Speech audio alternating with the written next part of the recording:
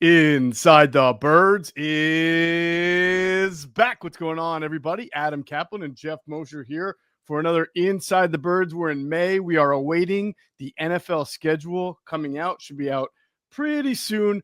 But before we get to that and that comes out, we do this every year where we look right after the draft, after most of free agency, the important part of free agency is over.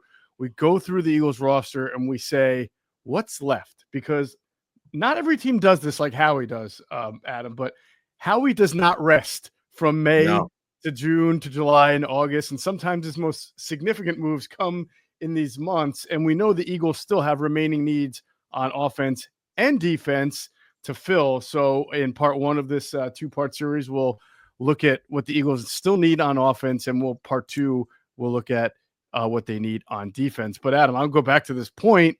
Is that it's never a surprise, especially in the last few years, when the Eagles fill a need in like June or July, and that guy winds up playing kind of a prominent role on the team.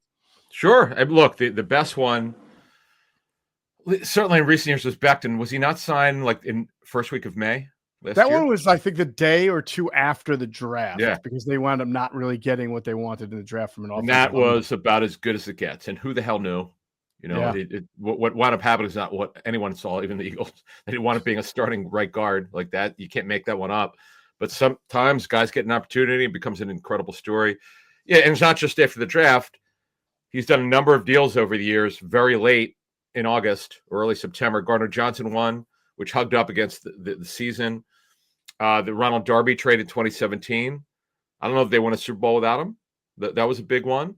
Ones at the trade deadline, J.J. in 2017. You could go back since Howie's been a general manager, particularly when he's had control, when he's had personnel control, when it's his decision in the end. He's very aggressive, and I know the way GMs do it because I've been in just in traveling to training camp. They generally have a depth chart of their team in their office somewhere. It might be on a blackboard, and Howie's obsessed with it. That's what makes him great. Absolutely. And he always said like. Sometimes when GMs say stuff, you roll your eyes. He really is. You talk to people who've dealt with him. He's kind of relentless when he wants something. He doesn't really stop, and he knows that you're never done. You're never done to fine tuning your roster. Right, and I think it was around this time last year where you started to see a couple, like the guys who may not have made the team or played like a Max Sharping, right? A guy who had some guard center abilities, and the Eagles were thin there. They were moving Cam Jurgens to center for the first time. It was all just like moves made to be sure that you've got enough bodies for camp and enough bodies you can legitimately compete. And if they make it, great. If they don't, no harm done. So offense, Adam, we'll get into in a second. But I do want to remind people that Sam Finkel's Inside the Data series on UDFAs, the undrafted free agents, it's not a series, it's a podcast, is out. Did a phenomenal job with it, looking at them from an analytics viewpoint. He's done this with the draft class, free agent class, and we're going to have more stuff from Sam coming out in the future. People are really loving the analytical look at what he's bringing to Inside the Birds coverage, so we thank him for that. He's doing great. And, of course, Andrew DeCecco is doing his own 53-man roster projection series that he's been doing on the DeCecco Daily, another great podcast edition that we've had over the last few months. And make sure you're listening to Andrew DeCecco's the DeCecco Daily on the Inside the Birds platform. And we will continue as we go into the off season. And we've already started to make plans for next season to bring in some shows. And perhaps, I think sooner than later, we'll even be able to announce a few new shows and things like that we'll have on the Inside the Birds platform. So excited for that. No doubt. No doubt. By the way, I didn't hear the show with Sam yet. I have one question you would know since you're producing it. You're usually on them. Is Max? Does he have anything on Max and Hook, the Toledo? Yeah, I mean, I think the three guys that really jumped out to him were from a productivity was Max and Hook. Obviously, Holland Pierce, the offensive tackle out of Rutgers. But when you compared, and this would be great because I blew it up. He has these great charts, and I blew up the charts for the YouTube viewers to see. When you compare Montrell Johnson's athleticism and production compared to running backs who were drafted, because that's what Sam does a good job of taking the UDFAs. How do they compare to the guys who were drafted, both from production and athleticism? Montrell was higher ranked in certain categories than guys who were drafted. I mean, I think he had, we talked about this. He had that injury his last year or the year before at Florida, which, when you have an injury, you don't play, your production doesn't measure up to guys who played more snaps. So he had fewer snaps, but his athleticism was right there, Adam. I mean, this is a guy who just like Pierce, we talked about, could have been drafted and probably was on some draft boards and just didn't get drafted. Yeah, I'm looking at he worked out fully at the combine. The fact that he was invited, I know he had 7th round grades from what we were told from teams. So yeah, it's funny because that's what we'll be talking about first here in terms of what they need, but Eagles really don't need a running back, but what they need to find is someone who can block. With Kenny Gainwell gone, this is a subject of that came up in our live stream with our Patreon members last Wednesday. Someone brought it up and it became a really great discussion. This is a tough one because they don't have a numbers issue anymore at running back. You just mentioned Montreal Johnson. The question is, who's the third down back? It's a great point. Like, what if, to your theory, and we'll talk about this in running backs, but just for now, I'll introduce this. What if Montreal Johnson is really good in pass protection? Well, they need it, or catching the ball and pass protection. But pass protection is more needed. But I'll say this: sure. if he can protect in camp, now you're really not going to go to a training camp because you can't. Very little physicality is allowed in OTAs. Then you start talking about, could he beat Dillon out? There you go. And remember, it'll be a really interesting conversation. Yep, and he's got Montreal Johnson's got good enough size. He's over 210. And Dillon's guarantee on his contract is so small. I understand they signed him to be Barkley's backup, but he's got to earn it. We don't know what he looks like yet. They're not going to know for a while until if he's all the way back. Like one of the hardest positions coaches have told me over the years to evaluate is running back in OTAs because you can't touch them. I mean, you could see if they could run and cut. You could see if their knee injury. Let's say a guy had a knee injury. You could see if he's back.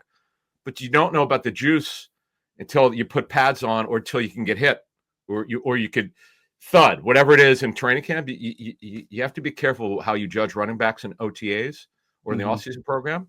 But, yeah, that'll help Montreal Johnson. If he could block, that to me gives him big-time additional value. I would agree. All right, so let's talk about some of these post-draft roster needs on offense. And it's not really – I don't know if it's something we thought we were going to talk about, but I do want to start on offensive line.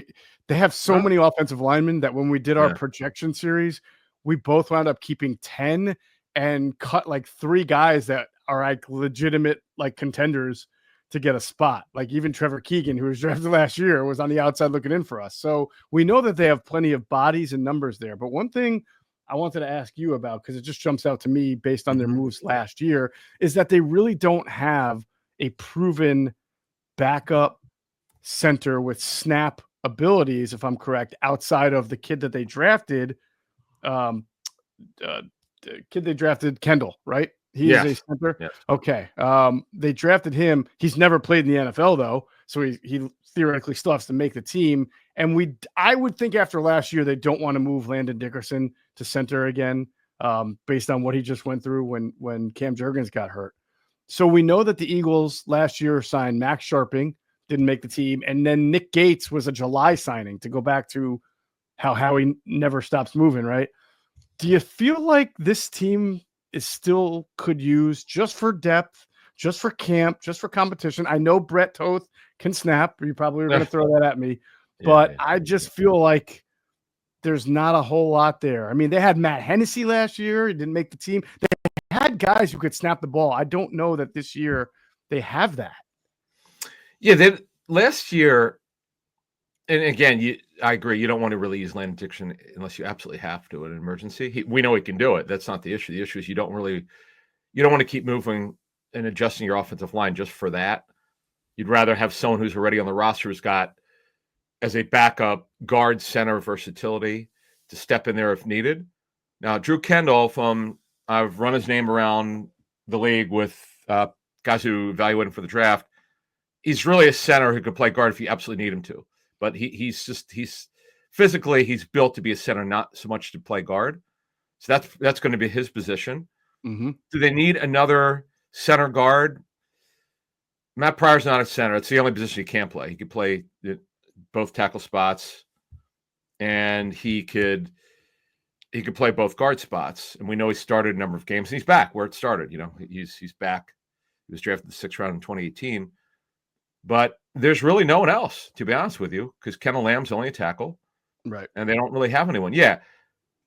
But here, the thing is, it's on your point. I mean, do they want to bring in someone who could compete against strictly Drew Kendall and not hand him the backup center job? Perhaps. That would be something to do. Now, they've got OTAs, because generally what you do is you go through OTAs, and how do you feel about it at the end? They have a one-day mandatory camp, which I think is like June 10th or something. Mm-hmm.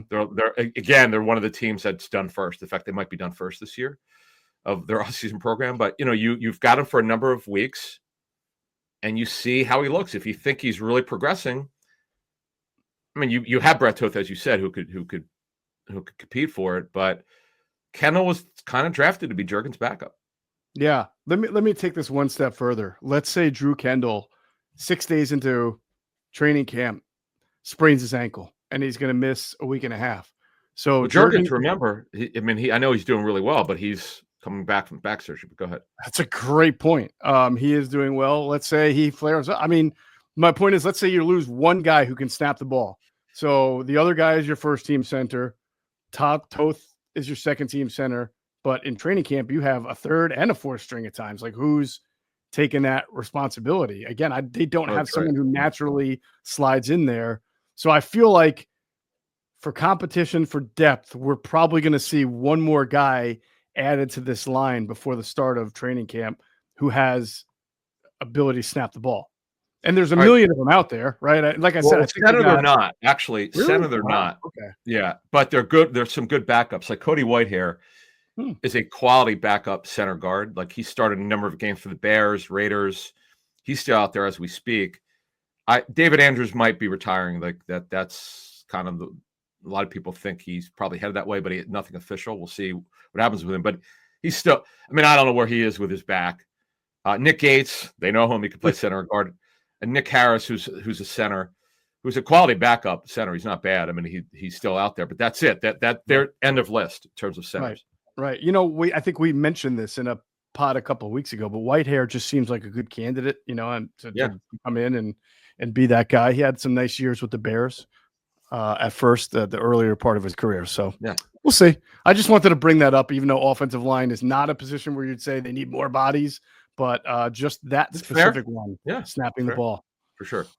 All right, let's move on to running back. We talked about running back, and in particular, a certain type of running back, because even with the addition of A.J. Dillon, even with the guys they brought in, undrafted free agents, they really don't still have the guy to play that role that Kenny Gainwell is, unless overnight Will Shipley develops into a really good pass protector. We know he can catch the football. He actually probably has more juice than Kenneth Gainwell, but this was an important role that Gainwell had for about 2 years, like solid 2 years, last 2 years. And right now you just don't know who that guy is for the Eagles. Yeah. I mean, Gainwell, I know he considers signing with the Steelers, but back with the Eagles, but he signed with the Steelers. We'll see what kind of opportunity he gets there to be their third down back. But the best available guys who could handle third down, because they've done it at one time in their careers, Jamal Williams, who we know can handle short yardage. He's had a number of short yardage touchdowns in his career.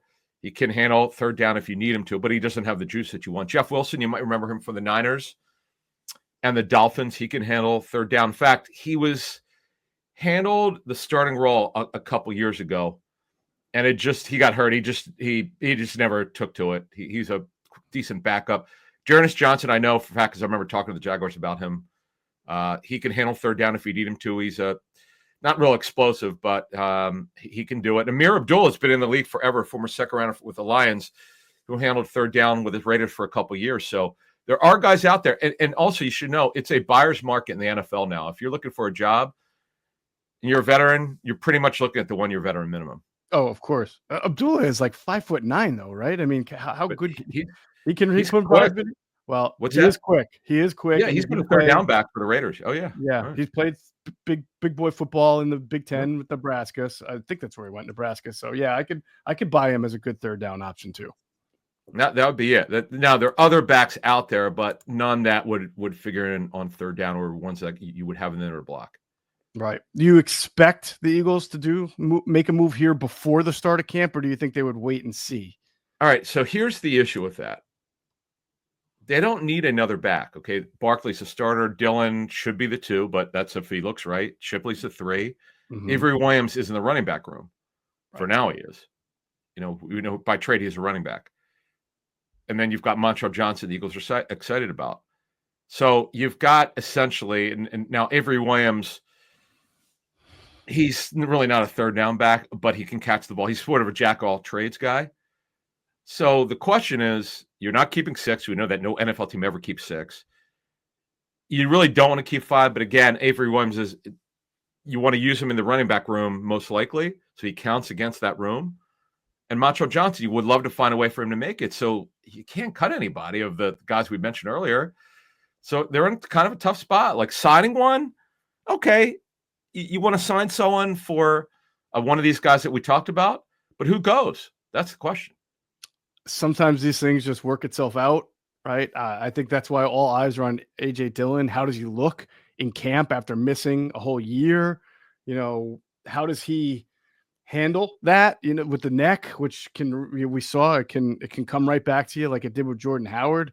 Does that impact his ability to play on third down? Can he pick up a blitz? I mean, you're right. You don't get that tested physically, but they'll know pretty early, just in general, by the tape on how A.J. Dillon is looking and whether or not they can survive without what they had in Gainwell, or if they really need to make that kind of a move. So I would say in 2017, right? I'm going to look this up, but I'm pretty certain they kept 4. It was to start before he retired. Ryan Matthews, if you recall, right? Yep. He was in their offseason program. Darren Sproles, Wendell Smallwood, and Corey Clement was an undrafted free agent who was obviously one of the all-time amazing UDFAs. I mean, I know there have been some good UDFAs in Eagles history, but he's arguably the best. Right. They wouldn't want to Super Bowl without him, right? Right. But they didn't go into the year with Matthews, right? It was Blunt. It was Blunt, Clement. They signed Blunt after the draft, didn't they? Yes, they signed him in June. So it was Blunt, Clemens, Sproles, and Smallwood. And then Pumphrey. They drafted Pumphrey. There you go. And he didn't make it. He made it. Oh, he made it. So they kept 5? Well, I'm going to look up right now to start the season what they had. I think you're right, because I think I remember us making a big deal, like, oh my God, I can't believe they're keeping 5 running backs. Well, but we were that 17, that was the year before we were doing the show, but we've talked about over the years where they've surprised us and kept more than really needed. Let me look up. Let me see if I can find it in my archives here of 2017 to start the season.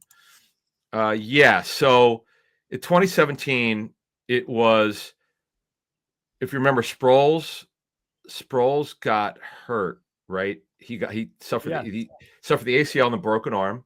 Yep. It was Blunt. It was Wendell Smallwood, Corey Clement, who deserved to be on the team, and Kenyon Barner was on and off the team as a returner. Right. And then Ryan Matthews retired sometime in 2017, the offseason, he retired. Yes, I don't think he ever made the initial 53. I think he had retired before that. Yeah. So, but what happened with Corey Clement was, and I remember talking to the Eagles then, is that there was no doubt after their offseason, like he was the one, once the veterans came in, it was kind of like, okay, Donnell Pumphrey, what's the story with him? Does he deserve it? Now he want to get. He went on. Wait a minute. Didn't he go on IR? He did. Never really made the 53. I don't know when though. Was it the? I hate to say I remember. He did. He was phantom IR. He was never on the 53.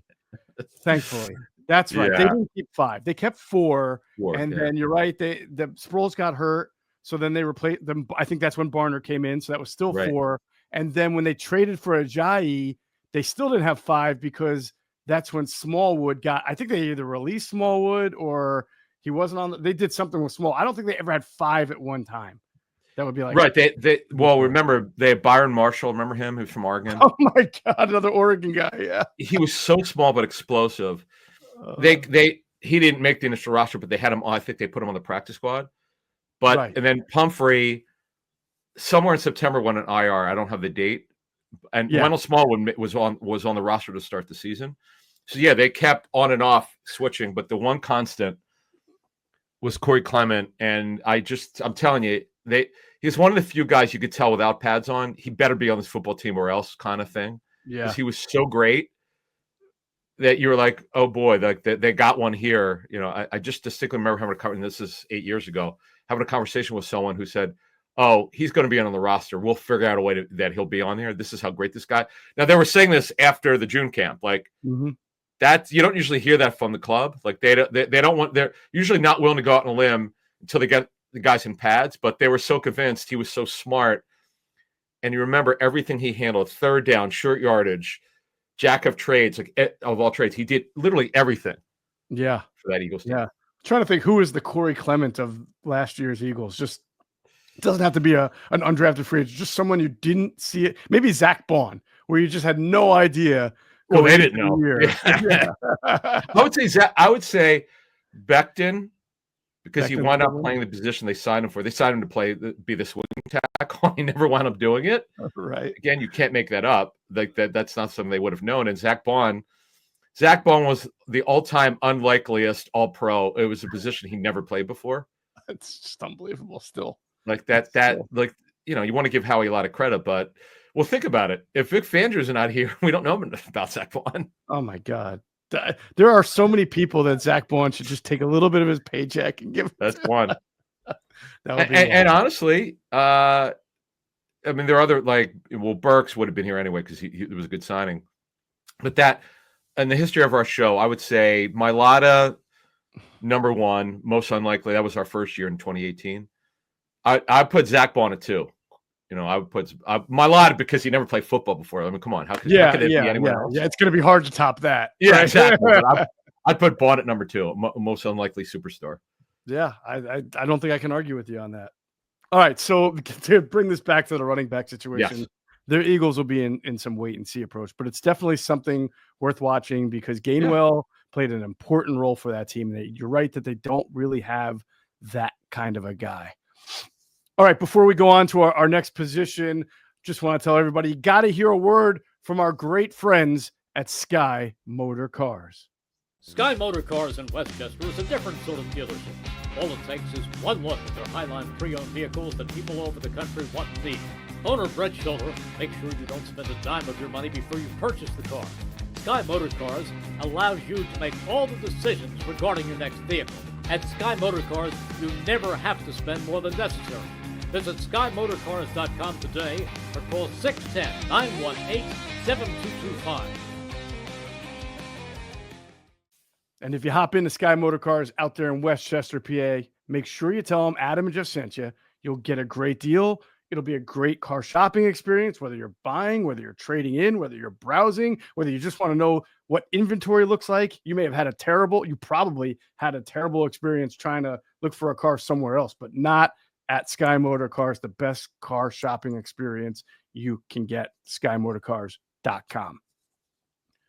All right, we finish off here looking at, and again, the offense with almost every single returning starter outside of Roy Guard is in really, really good hands, and just going to be should be one of the best offenses in the NFL from week one, hit the ground running. But wide receiver is something we do talk about, kind of that veteran.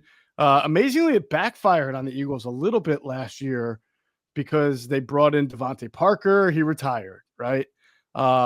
They brought in Paris Campbell, not much. And then they wind up having to trade for Jahan Dotson, who, to be honest with you, for a third-round pick, didn't give you a whole lot, except for 2 enormous catches in the Super Bowl, one that almost was a touchdown. So you take that. But he, Adam, as we talked about a lot, he's not a natural slot. He is not a vintage slot receiver. He's more of a move Z. He goes into the last year of his contract. That's Devontae Smith's position. And, you know, they drafted a couple guys last year, Anaya Smith being one of them. He's a slot only. Yeah, he's a slot. But so the question is, do the Eagles feel like they need a natural slot, or they just need a veteran outside guy to compete? Do they just need a better number 4 overall receiver? They need, to me, when we look at if they're going to make another Super Bowl run, which they could absolutely do, okay?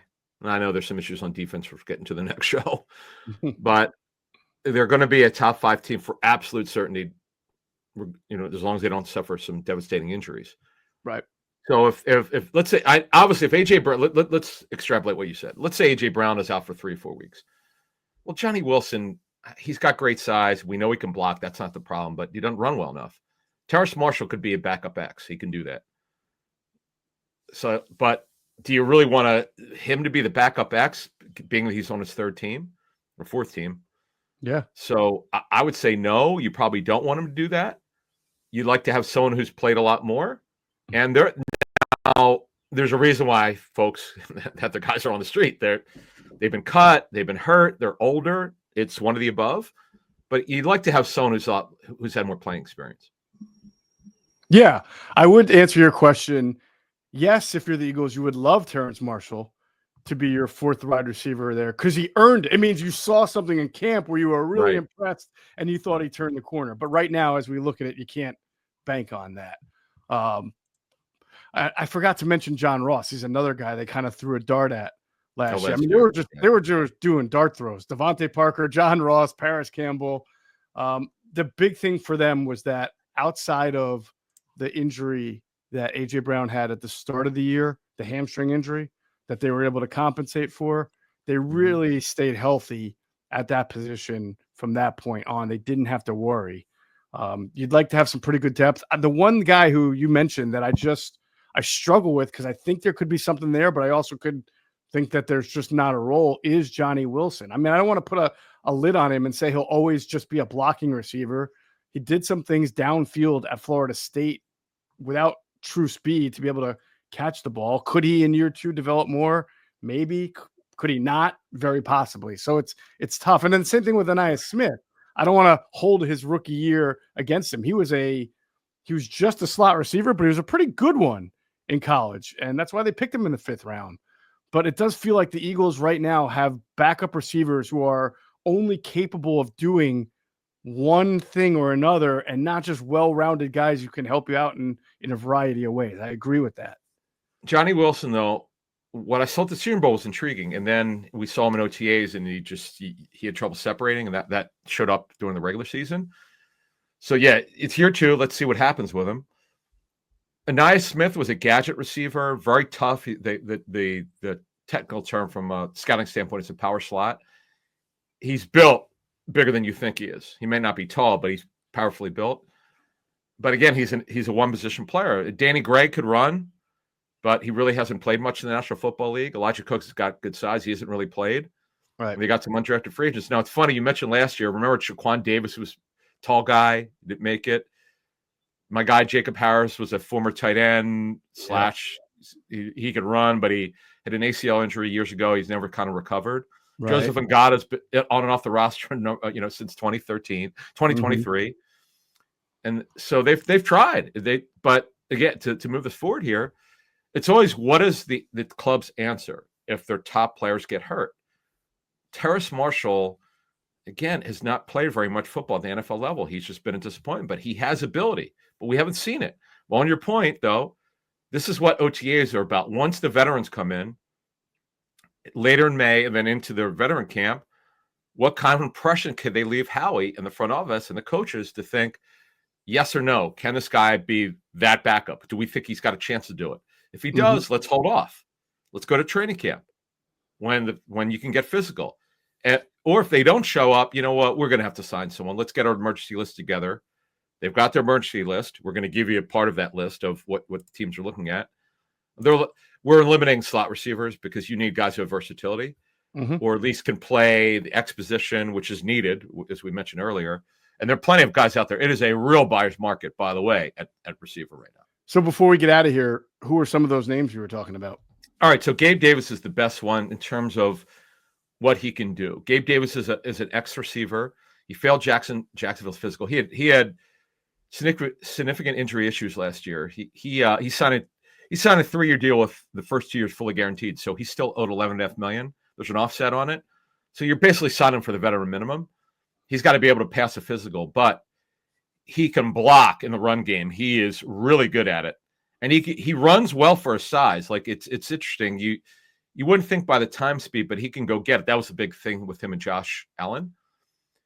So he's out there. GJ Charker, I know Eagles years ago had a lot of interest in. This is going back a number of years. He's had a lot of injuries. He's an X receiver. Nelson Aguilar, who could play inside. He could play the Z position. He could probably play X if you need him to.